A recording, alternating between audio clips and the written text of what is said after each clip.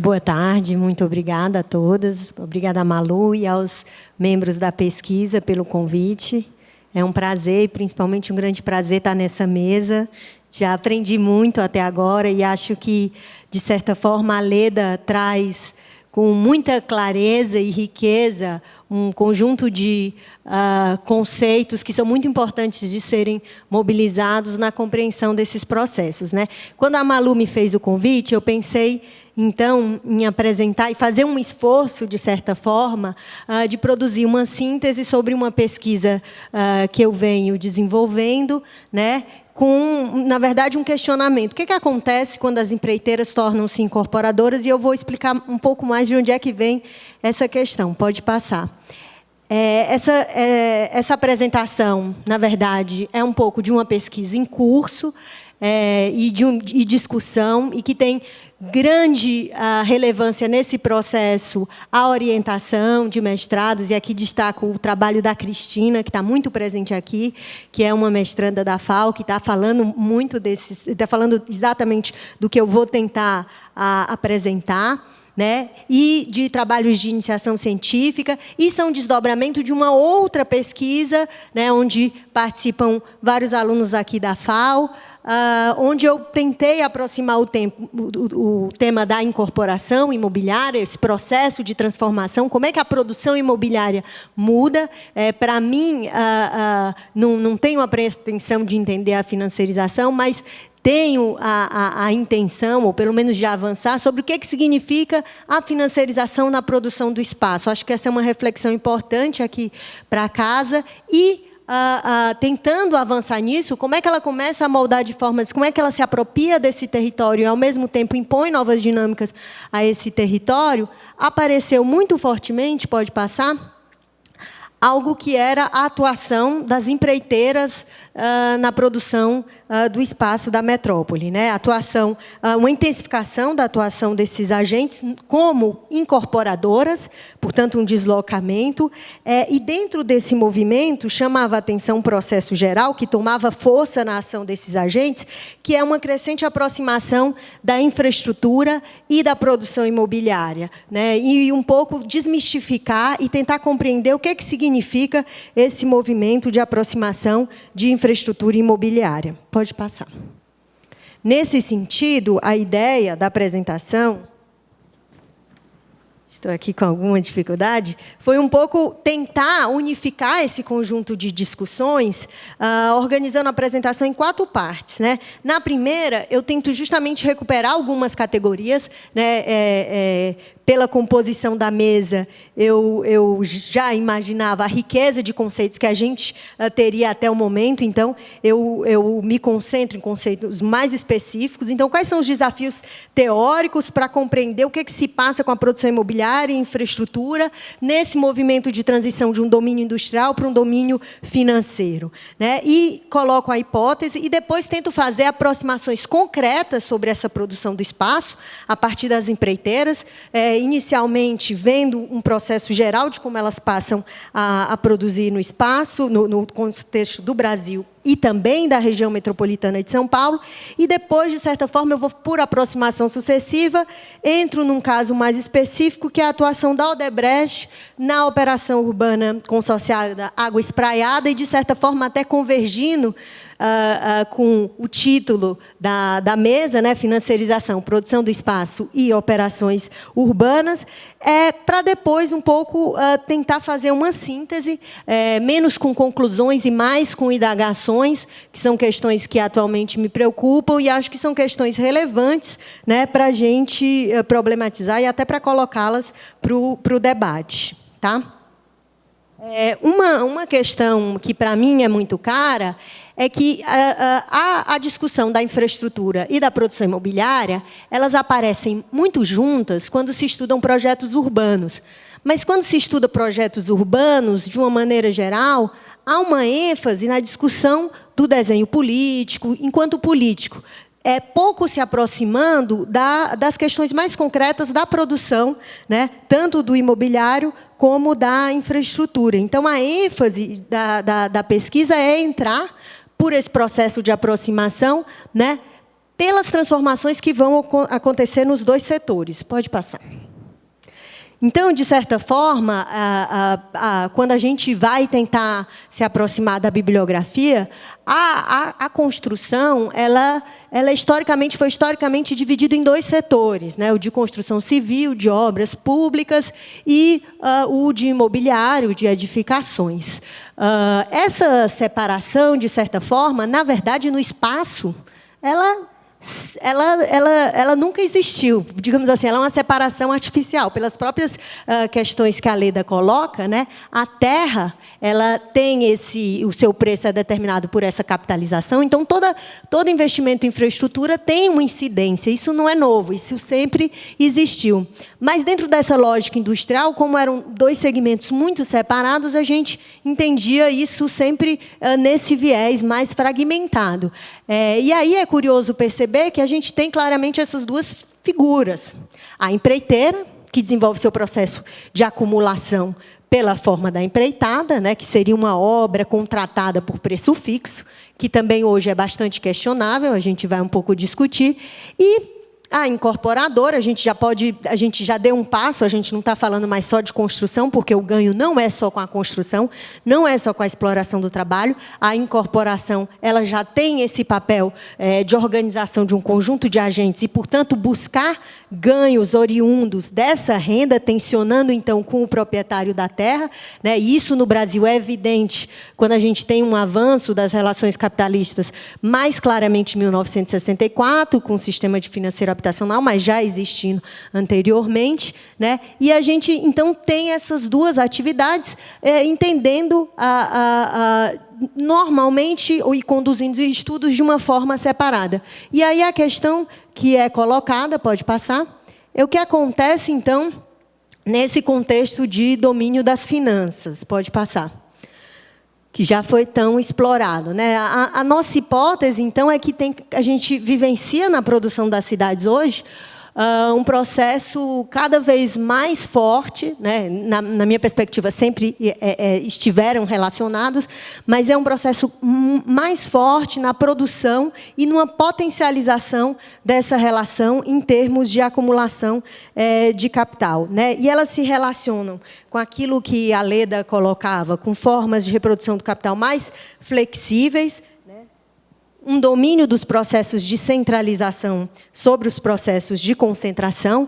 É importante ressaltar que, pelas características específicas na construção, a gente sempre teve o predomínio, inclusive, até de empresas menores, porque a concentração não era uma condição sine qua non para o aumento dos ganhos na construção, né? E, ao mesmo tempo, a gente tem um conjunto de novos agentes mais complexos que vão estar envolvidos nesse processo de aproximação. Holds, incorporadoras, instrumentos financeiros, a Mariana colocou aí, fundos de investimento e, né, a gente não pode esquecer dessa, que é uma especificidade no nosso contexto, a relevância do fundo público, tá?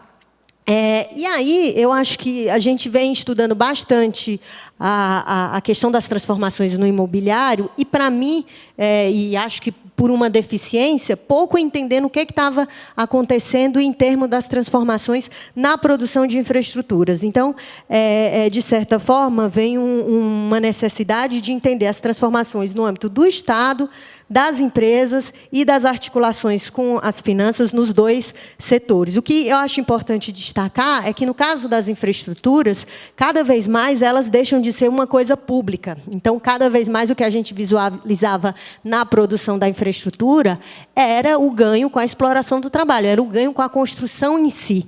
Mas, cada vez mais, né, com os processos de privatização e concessão, num primeiro momento, a infraestrutura é concedida a determinados agentes a possibilidade de explorar essa propriedade, quer dizer, de certa forma, explorar mecanismos de obtenção de renda pela obtenção dessas infraestruturas. Então, isso a gente pode ver, para mim, um caso que é bastante óbvio, é passar num aeroporto que já foi privatizado. A gente vai passar por muito mais loja, pode ter hotel, pode ter infraestruturas muito mais sofisticadas. Então, tem esse mecanismo. E, ao mesmo tempo, essa aproximação tende a potencializar a capitalização, né, na formação do preço dos imóveis. Quer dizer, há um processo de captura com essa ampliação da coordenação, tanto no tempo como no espaço. Então, acho que esse é um movimento importante e esse é o grande desafio. Não vou colocar, eu acho que eu estou tentando organizar, de certa forma, algumas discussões, mas que ainda são muito iniciais. Pode passar. E, nesse sentido, há um conjunto de transformações no marco jurídico, um conjunto de transformações nos marcos jurídicos que vão acontecer tanto na questão do imobiliário, não vou me deter tanto sobre isso, acho que isso já é bastante falado, mas também um olhar para transformações jurídicas muito relevante no âmbito das infraestruturas, né? Desde os anos 90, o processo das concessões, as leis das PPPs e, cada vez mais, como essas leis mecanismos como manifestação de interesse, quase deslocando a possibilidade do planejamento também para os agentes privados, vão reforçando esses instrumentos, né? E aí, nesse sentido, a gente tem o Estado atuando tanto na estruturação de financiamentos, na organização dos subsídios, né, extensão do crédito, e, no nível local, cada vez mais nos processos de desregulamentação de áreas industriais, e aqui fazendo um enfoque muito particular para uma questão que eu tento aprofundar, né, e com essa necessidade e força desses espaços de reestruturação e um avanço de uma agenda de operações urbanas e outras formas de PPP. Tá? Pode passar. Do ponto de vista da articulação com as finanças, o que a gente evidencia também são transformações significativas no imobiliário, né? Abertura de capital, os processos que a Leda também já falou, fusões, aquisições, parcerias, né? E, com isso, consolidação de grandes grupos de incorporação, mas, ao mesmo tempo, também, cada vez mais, apropriação de instrumentos financeiros, alguns deles regulamentados lá nos anos 90. E, na questão das infraestruturas, a gente tem esses movimentos, né? Mas é muito mais difícil de captar, porque a gente tem, de certa forma, um movimento muito claro e específico do contexto brasileiro, que é a expansão, internacionalização, com diversificação setorial e especialização desses grandes grupos de empreiteiras. Embora, silenciosamente, um conjunto de agentes invisíveis vinculados ao capital financeiro e, muitas vezes, mediados por esses grandes agentes, que eu estou falando particularmente das empreiteiras, né? Em movimentos muito significativos de centralização do capital nessas duas atividades. Pode passar? Com relação ao setor imobiliário, eu acho importante colocar, né, que todo o avanço dos instrumentos financeiros está vinculado com a ampliação da disponibilidade do fundo público. Então, são dois movimentos muito articulados. Não significa que a existência de fundo público, principalmente no mercado imobiliário residencial, ela denota a não existência de capital financeiro. Na minha perspectiva, muito ao contrário. Para o capital financeiro, para ele vir e ter interesse, a disponibilidade desse fundo público, num contexto de taxa de juros muito elevados, taxa de juros elevadas, é muito relevante. Então, é um movimento conjunto. Mas o que é mais evidente, e aí eu estou, de certa forma, explorando ainda esse movimento, pode passar, é que, no caso das empreiteiras, esse processo é muito expressivo, de certa forma, de expansão, internacionalização, diversificação, né? Mas, ao mesmo tempo, dentro do grande ramo da infraestrutura, então, falar dessas empreiteiras, o próprio nome empreiteira parece bastante inadequado, no sentido que elas funcionam agora como instituições que atuam em várias áreas e ganharam esse porte por processos de compra, fusão. Elas vão abrindo braços muito específicos, né, vinculados a setores da infraestrutura e também ao imobiliário. E, de certa forma, já mais adequadas a essa lógica de concessões, de parceria público-privado. E aí, só para ilustrar, a partir da estrutura de algumas dessas empresas, pode passar, O mesmo acontece na OAS, né? E essas empresas, o interessante é que, dentro de uma literatura mais internacional, eles vão colocar a importância dos processos de privatização da infraestrutura como um ramo importante em potencialidade para a penetração desse capital. E no caso brasileiro, a gente vê a importância dessas empresas. Essas empresas foram muito importantes na condução dos processos de privatização, né, tiveram, já nos anos 80, muita relevância e tomaram força também nos anos 2000. Pode passar? E aí é interessante, aqui no caso da Odebrecht, perceber também esse movimento e como aquela ideia de capital fechado, capital familiar, se dissolve em outras dessas empresas, né? O braço imobiliário da Odebrecht, ele já vai ter a participação de um fundo de investimento e, assim, outras composições acionárias, mostrando também uma participação do Estado num cenário bastante complexo. Pode passar. E aí, uma reflexão que eu acho que passa em paralelo é que as parcerias público-privadas, que ainda, de certa forma, acho que ainda estão numa etapa de disseminação, criação de consensos, elas que inicialmente foram muito mobilizadas no sentido de superar gargalos da infraestrutura nacional, foram muito mais implementadas no contexto dos estados e dos municípios. E quando procura-se perceber o que são essas obras, a grande maioria delas são essencialmente urbanas, né? Mostrando a potencialidade e a maior apropriação desses mecanismos de produção de infraestrutura no nosso contexto urbano. Pode passar. Então, tido esse quadro e essa tentativa de aproximação, o que significa? O que a gente tem visto e entendendo o olhar sobre essas empreiteiras como uma estratégia de aprofundar o que significa essa aproximação de produção imobiliária e infraestrutura? O que chama a atenção é uma estratégia muito nítida, e particularmente no caso da Odebrecht, de associar seus grandes investimentos imobiliários ao que ela vai chamar de eventos catalisadores, né? Concentração de atividades econômicas. Isso é um slide da própria Odebrecht, né? O próprio pré-sal, mas também processos de revitalização urbana, o Porto Maravilha, os eventos, os grandes eventos, no caso principalmente do Rio de Janeiro, e concentrar seus empreendimentos justamente nessas áreas em que elas já detinham outros tipos de investimento. Pode passar. E o que a gente vem vendo como produção de resultado, de certa forma, são cidades, o Bairro Novo, que era uma subsidiária da Odebrecht na produção de habitações econômicas, são cidades que surgem, né, do nada. Esse é o caso da primeira PPP habitacional, em Brasília, né, que articula PPP com Minha Casa Minha Vida. Pode passar. Aqui um caso no Rio de Janeiro, também como parte das obras das Olimpíadas, as parcerias público-privadas, esse com uma intensificação da construção ainda mais nítida, em áreas mais valorizadas. Pode passar.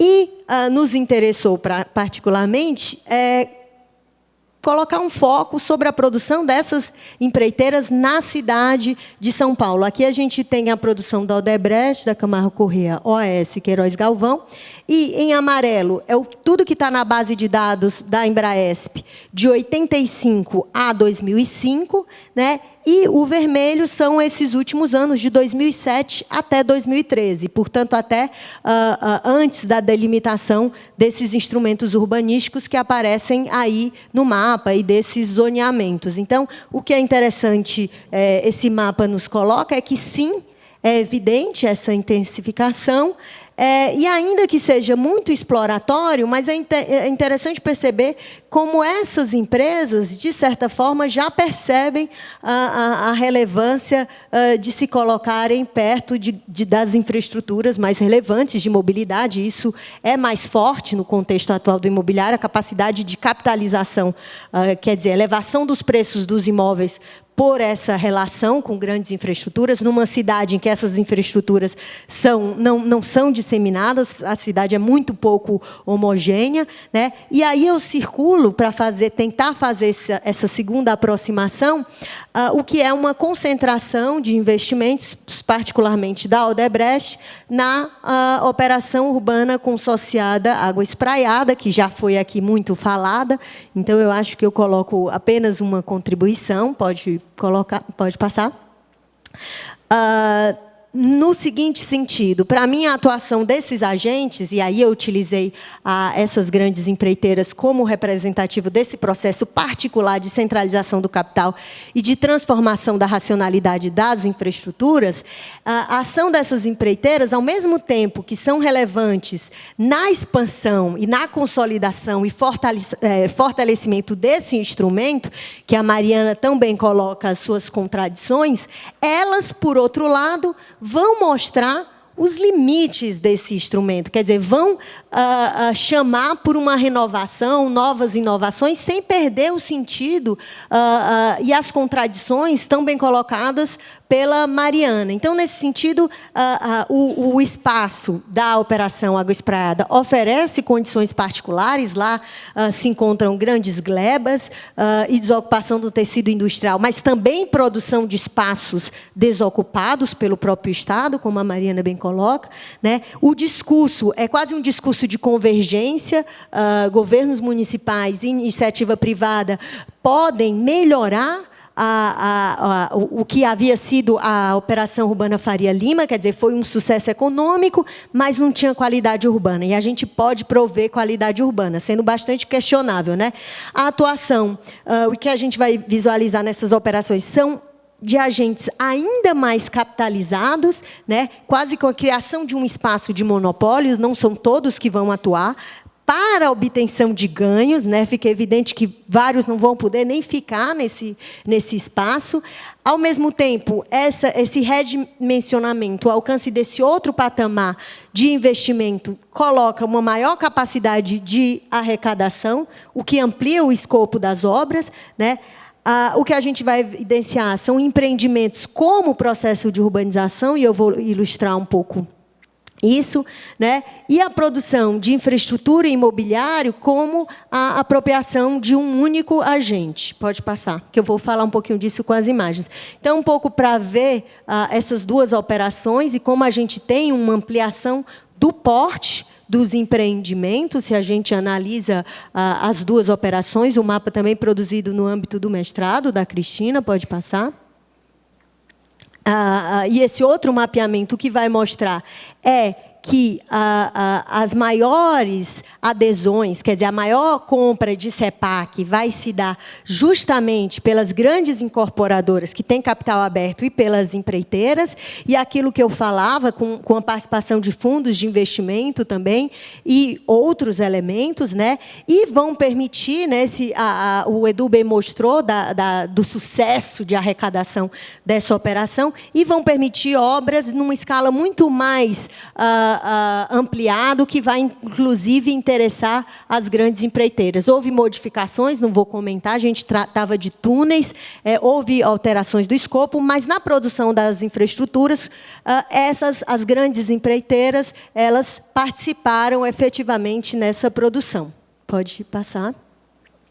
E aí é interessante observar essa concentração. E, muitas vezes, se descolam as duas coisas. Quer dizer, quando é que as operações as operações urbanas ganham mais destaque? Justamente no momento em que você tem um crescimento muito mais forte do setor imobiliário e um crescimento mais forte dos investimentos de infraestrutura. É interessante destacar um dado que 51% dos valores arrecadados da Operação Água Espraiada acontece em 2012, já no final desse boom imobiliário. O mesmo acontece com a Operação Faria Lima. Então, são claramente operações imobiliárias. Quando, das condições de sucesso de expansão do setor, essas tomam uma força muito maior. Pode passar? Para chegar num caso que a Cristina vai detalhar, e eu queria comentar apenas algumas questões, é que como a gente tentando aproximar nessa escala que é tão cara aos arquitetos, na escala do edifício, como a gente tem um redimensionamento com um claro movimento de privatização e estabelecimento de uma outra relação com essas infraestruturas. Quer dizer, o desenho, a localização, o acesso, o papel de incidir sobre o deslocamento da localização, da expansão de metrôs, vai estar muito evidente, ao mesmo tempo em que ela vai recriar artefatos urbanos dentro do próprio empreendimento. A gente tem um parque, o discurso da cidade compacta, né? Uma cidade dentro de um parque, um grande privilégio para quem mora numa cidade como São Paulo, e, ao mesmo tempo, para a Odebrecht, é muito natural... e aí é interessante, ela, com esse empreendimento e mais 2 grandes empreendimentos da operação urbana Água Espraiada, ela vai dar como contrapartida a produção de uma ponte, né, a ponte Itapaiúna, que foi realizada pela própria construtora. Então, o que eu acho curioso é que a gente tem um movimento contraditório que caminha no sentido do compacto, da cidade sustentável, mas que, na verdade, só produz mais exclusão e uma apropriação cada vez mais privativa e privilegiada de determinadas infraestruturas que são tão escassas na cidade. Pode passar? Então, por que essa ideia do esgotamento? Ora, a ampliação dessa aceleração da arrecadação acabaram por resultar em grandes volumes de recursos em caixas, né? E, ao mesmo tempo, em decorrência do estreito sistema de contratações de projetos e obras via licitação, né? Há um descasamento de tempo e se reproduz um discurso que é cada vez mais tão comum na nossa sociedade, a efetividade, a maior eficiência do privado, né? E há, de certa forma, um descasamento de ritmo. Então, nesse sentido, o que me parece é que o movimento da Odebrecht, se por um lado impulsiona a maior arrecadação, de certa forma, a gente tem uma descoordenação dessas formas mais sofisticadas de produção imobiliária com formas ainda tradicionais. Quer dizer, a operação urbana ainda tem que contratar, tem que fazer licitação, enquanto a gente tem, na perspectiva desses novos instrumentos, a própria infraestrutura passar a ser explorada também. A infraestrutura ser uma fonte que pode, inclusive, ser complementada com a produção imobiliária sobre essas infraestruturas. Num movimento que não representa nada de novo. Não é que essas contradições que a Mariana colocou, né, estejam sendo encerradas. Mas o que me parece é que a gente está, o Gerum falou aqui no primeiro dia, de operações 3.0, muito mais sofisticadas. Mas o que parece que o que está em jogo não é mais só a propriedade privada, não é mais só o direito à casa, mas é o direito à cidade de uma forma completa, como um encarecimento, uma expoliação que pode não ser necessariamente apenas urbana, mas vai ser imobiliária, vai ser financeiro, a cidade toda, então, vai se fechando. É o último para encerrar, né?